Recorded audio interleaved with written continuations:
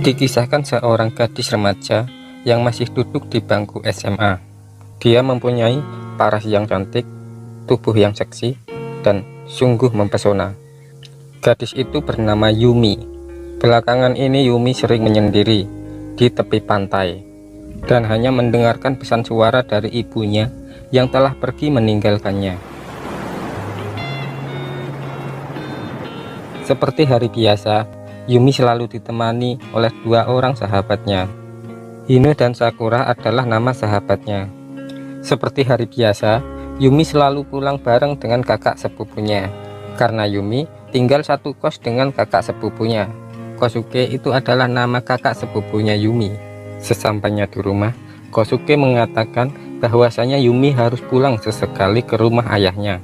Hingga keesokan harinya, Kosuke mengantarkan Yumi ke rumah orang tua Yumi yang lama tak ditinggali. Sesampainya di rumah ayahnya, Yumi merasa mual, serasa ingin muntah. Yumi, daisuka? Sore itu, Yumi kembali ke tepi pantai, ke tempat biasa dia menyendiri. Namun ternyata di sana banyak anak-anak bermain kembang api. Tanpa Yumi sadari, ternyata Yumi terpesona oleh kembang api itu. Namun tiba-tiba Yumi dikagetkan oleh petasan yang tepat berada di depannya. Hingga Yumi pun terjatuh. Seketika itu Yumi pun didatangi oleh anak kecil yang mengajaknya untuk bermain kembang api. Dan ternyata anak kecil itu memanggil seorang pria yang bernama Herukawa untuk mengajak Yumi bermain kembang api bersamanya. Dan Herukawa pun memberikan kembang api kepada Yumi, hingga Yumi pun merasa nyaman. Sesaat kemudian Yumi pun merasa mual karena mencium bau rokok dari Herukawa. Hingga akhirnya Yumi pun mengetahui bahwasanya Herukawa adalah pecandu rokok. Tak lama kemudian Kosuke pun datang, dan ternyata Kosuke dan Herukawa mereka saling kenal. Keesokan harinya, saat Yumi lagi ngumpul dengan teman-temannya, tiba-tiba tasnya Yumi ditendang oleh seorang dosen. Dosen berkata bahwasanya tasnya Yumi berada di tengah jalanan. Hingga tak lama kemudian Herukawa pun datang, mengambil tas itu dan memberikannya kepada Yumi. Namun Hino, sahabat Yumi, seolah tidak menyukai keberadaan Herukawa di dekat Yumi. Sepulang sekolah, Herukawa membuntuti Yumi dari belakang. Mengetahui hal itu, Yumi pun langsung menegur Herukawa. Namun Herukawa berkata bahwasanya dia disuruh Kosuke, kakak sepupu Yumi, karena Kosuke akan pulang terlambat. Tanpa mereka sadari, malam pun semakin larut karena mereka berjalan kaki, hingga akhirnya mereka pun pulang kemalaman. Seiring berjalannya waktu, Herukawa dan Yumi pun semakin akrab. Melihat kunang-kunang, Herukawa pun langsung mengajak Yumi berlari mengejar kunang-kunang itu. Hingga saat tangan Yumi mau meraih kunang-kunang itu, ternyata ada kereta api yang lewat. Melihat hal itu, Herukawa pun langsung menarik Yumi, membuat mereka berdua terjatuh. Sesaat kemudian, Herukawa pun merentangkan tubuhnya di jalanan. Melihat hal itu, Yumi pun mengikuti Herukawa. Kini, mereka berdua pun rebahan di jalanan. Di jalan pulang, Herukawa berkata kepada Yumi, "Maukah kau pergi denganku?" Dan Herukawa berkata bahwa dia suka pada Yumi. Dan Yumi pun berkata, menyukai seseorang itu bisa membuatmu berantakan. Kau selingkuh, bercerai, menikah lagi, seperti acara di TV. Hingga sesampainya di rumah, Kosuke pun terkejut melihat baju mereka sudah kotor. Sesaat kemudian, Kosuke pun bertanya kepada Yumi, "Apakah kau naksir dengan Herukawa?" Yumi pun hanya bisa tersenyum dan masuk kamar. Keesokan harinya di sekolah, Hino, sahabat Yumi, bercerita tentang Kosuke, kakak sepupu Yumi. Dengan senang hati, Hino bercerita bahwa Kosuke mengajaknya jalan-jalan. Namun tiba-tiba Herukawa datang mengajaknya Yumi makan siang bersama. "Kenapa harus aku?" kata Yumi. "Karena aku menyukaimu," kata Herukawa. Sepulang sekolah, Yumi pun mendatangi Herukawa yang saat ini berada di gedung kosong. Tanpa mereka sadari, kini mereka pun semakin akrab. Yumi pun berkata kepada Herukawa, "Ada orang lain yang aku sukai."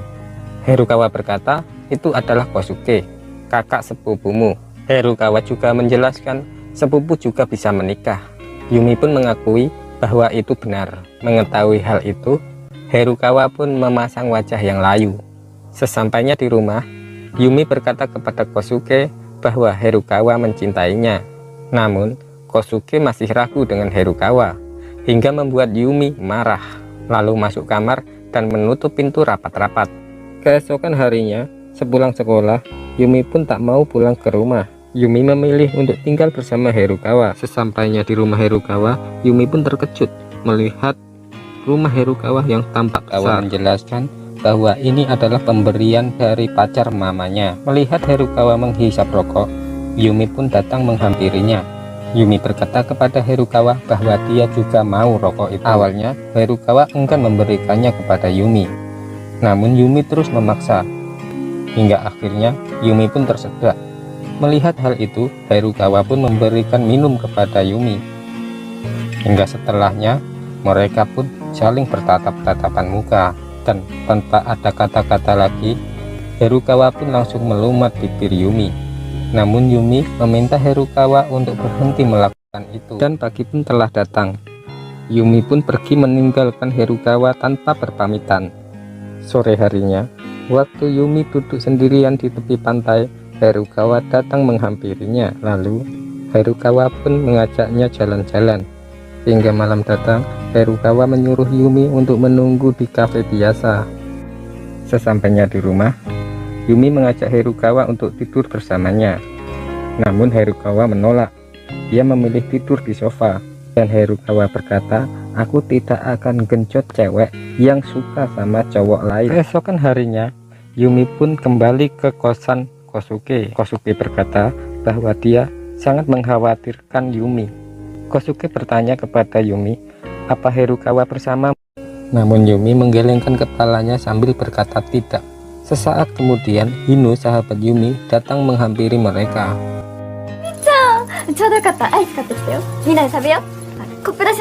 Melihat Hino dan Kosuke semakin mesra, Yumi pun langsung berpamitan kepada Kosuke bahwa dia mau menginap di rumah sahabat lamanya untuk beberapa waktu. Dan ternyata Yumi kembali ke rumah Herukawa sambil membawa pakaian. Malam itu, saat Yumi tidur di sofa, tiba-tiba ia bermimpi mau diperkosa oleh ayah tirinya. Dan tepat saat itu juga Herukawa mulai menggerayangi tubuh Yumi. Sontak Yumi pun terkaget dan langsung lari menjauh dari Herukawa. Melihat hal itu, Herukawa pun langsung meminta maaf pada Yumi. Dan di sini Herukawa mulai mengetahui masa lalu dari Yumi karena dia pernah diperkosa oleh ayah tirinya. Hingga saat ini, Yumi pun merasa benci kepada ayah tirinya itu. Tak tinggal diam, Herukawa pun langsung memeluk Yumi dan menenangkannya. Keesokan harinya, Yumi pun mendatangi Herukawa di gedung kosong tempat biasa dia menyendiri. Tak lama kemudian, Herukawa pun memberikan ciuman kepada Yumi dan juga menyalakan rokok. Ternyata hal itu diketahui oleh Hino, sahabat Yumi, sehingga Herukawa pun dilaporkan kepada kepala sekolah karena dia merokok. Keesokan harinya, Yumi diberitahu oleh teman sekelasnya bahwasanya Herukawa telah dikeluarkan dari sekolah. Mata Yumi langsung tertuju kepada Hino karena hanya dia yang tahu Herukawa sedang merokok. Tak buang-buang waktu, Yumi pun langsung bergegas menemui Herukawa, di mana Herukawa saat ini sedang membersihkan namanya dengan pisau cutter. Yumi mengajak Herukawa untuk keluar ruangan. Tanpa ada kata-kata satupun, Herukawa langsung memotong kunci rambut yang sedang dipakai Yumi dengan pisau cutter-nya. Dan tepat di saat itu, Hino memanggil Yumi dengan teriakan hingga membuat Yumi terkaget, hingga cutter yang dipegang Herukawa pun mengenai pipi Yumi. Melihat hal itu, Hino langsung melaporkan kepada guru sekolah yang kebetulan ada di sana. Hingga guru tersebut beranggapan bahwa Herukawa mau melukai Yumi. Dan tanpa perasaan, guru tersebut mengatakan bahwa Yumi dan Herukawa sama saja karena sama-sama tidak punya orang tua. Jadi tidak ada yang mendidik dengan baik. Seketika itu pula, Herukawa pun langsung emosi mendengar Yumi dihina oleh guru itu. Sontak saja Herukawa langsung menghujamkan cutter yang dipegangnya dengan bertubi-tubi, hingga akhirnya Guru itu pun terkapar. Yumi pun langsung menahan Carter yang dipegang Herukawa, hingga akhirnya tangan Yumi pun terluka. Setelah kejadian itu, Yumi langsung dipanggil kepala sekolah. Lalu Yumi menjelaskan kepada kepala sekolah, Herukawa memotong ikat rambutku. Hino mengira ada sesuatu yang aneh dan berteriak memanggilku. Aku yang mendengarkannya langsung berbalik dan pisau itu mengenai pipiku, kata Yumi menjelaskan kepada gurunya. Setelah itu Yumi bertemu dengan Hino. Hino mengatakan bahwasanya dia melakukan itu hanya untukmu. Karena dia nakal, aku khawatir kepadamu Yumi, kata Hino. Yumi pun merasa kesal kepada Hino dan hanya berucap terserah. Kemudian Yumi beranjak pergi. Lalu Kosuke menarik tangan Yumi hingga Yumi berkata, aku mencintainya. Lalu pergi ke tepi pantai yang biasa dia kunjungi.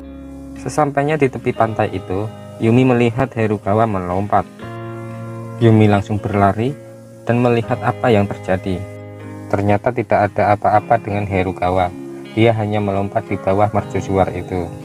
Yumi pun menjelaskan kepada Herukawa bahwasanya polisi dan pihak sekolah mencarinya. Sambil memegang tangan Yumi, Herukawa mengatakan, ini bukan pertama kalinya aku menikam seseorang. Dulu, waktu usiaku masih 10 tahun, aku menikam pacar ibuku. Karena setiap hari, aku merasa dia akan membunuhku saat dia mabuk berat. Kemudian, Yumi pun memeluk Herukawa dengan erat. Hingga sesaat kemudian mereka pun pergi dan mencari kos-kosan yang baru. Melihat kos-kosan itu sangat jelek, Yumi pun tetap merasa bahagia. Hingga sesampainya di dalam kos, Herukawa pun menggenjot Yumi dengan penuh kasih sayang. Hingga pagi datang, Yumi pun tersenyum manis kepada Herukawa. Karena kosan itu masih kosong, mereka pun pergi belanja.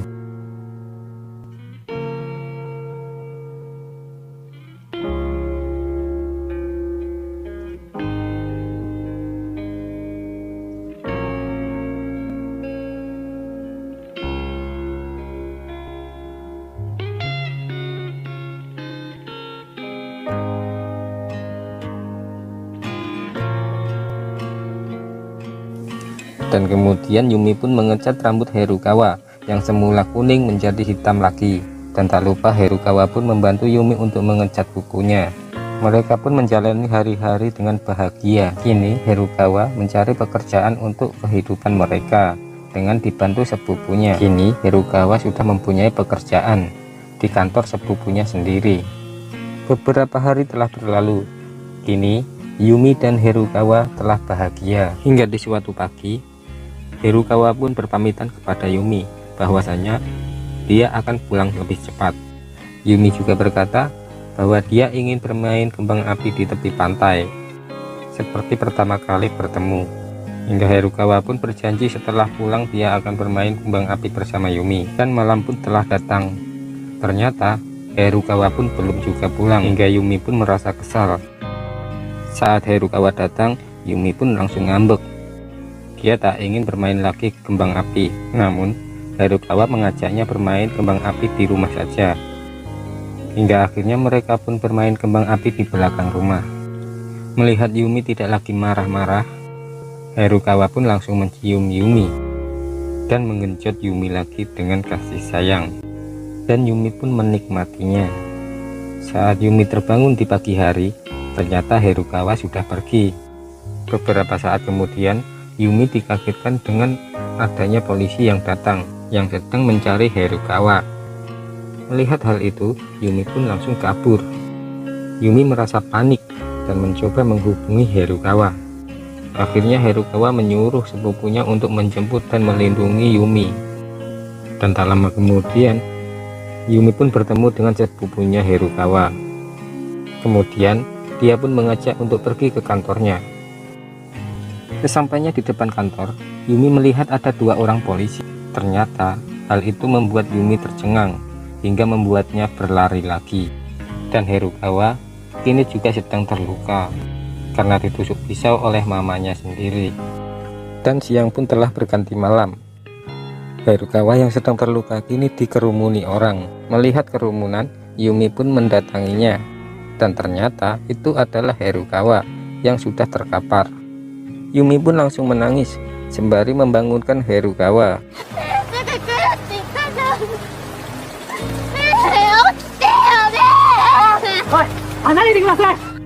Dan petugas medis pun datang membawa Harukawa.